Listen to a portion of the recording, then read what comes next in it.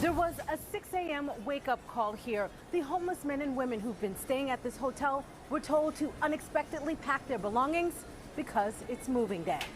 They can come knock on your door at any time and tell you to get up, you're leaving. And it's wrong. For months, they stayed here, the hotel at 5th Avenue in Midtown Manhattan.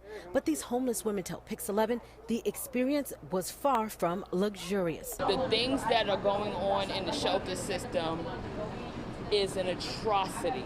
This morning, they were frantic for answers. Some of the residents here tell us they have physical disabilities. They brought all their belongings down to the lobby, ready to be moved back into shelters, only to then be told, "We have a time to be moved on Tuesday, and we don't even know when." During the height of the pandemic, the city relocated more than 8,000 New Yorkers from traditional shelters into hotel rooms to limit the transmission of COVID-19. But the mayor says it's now time to end the hotel stays, and the city has come under fire for how they've moved people back into shelters.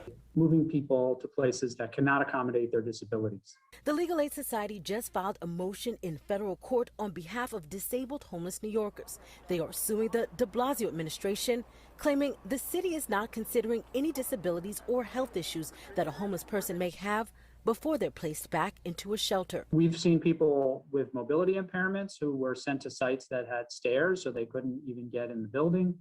Legal aid attorney Josh Goldfein is also concerned about New Yorkers who are still vulnerable to COVID-19. Being sent to places where they would have to share a room with a lot of other people. You have to remember that the shelter population is significantly less vaccinated than the population as a whole.